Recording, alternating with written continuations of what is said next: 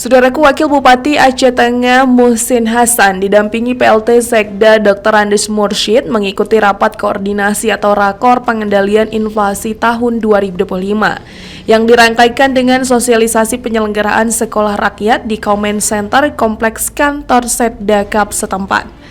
Kegiatan ini digelar secara daring bersama Kementerian Dalam Negeri atau Kemendagri dari Sasana Bhakti Praja, Jakarta pada Senin 21 April 2025. Rapat dipimpin langsung oleh Menteri Dalam Negeri Tito Karnavian dan diikuti oleh para gubernur, bupati, serta wali kota se-Indonesia. Mendagri menekankan pentingnya koordinasi lintas sektor dalam pengendalian inflasi serta mendukung program-program prioritas nasional. Mendagri juga meminta pemerintah daerah memberi perhatian khusus terhadap pembentukan sekolah rakyat sebagai bagian dari upaya menyediakan pendidikan inklusif bagi masyarakat kurang mampu. Program ini merupakan arahan langsung Presiden Republik Indonesia Prabowo Subianto dan akan didukung oleh Kemendagri bersama kementerian lembaga terkait. Ia menambahkan program ini mendapat perhatian khusus dari Presiden sebagai strategi pengentasan kemiskinan jangka panjang. Oleh karena itu, perlu disiapkan peserta didik secara matang serta sinergi antar pemerintah daerah dalam implementasinya. Usai rakor, Wakil Bupati Muchsin Hasan menyatakan komitmen Pemkab Aceh Tengah dalam mendukung program-program pusat, terutama yang berdampak langsung pada kesejahteraan masyarakat. Dari Aceh Tengah, Romadani, Tribun Gayub.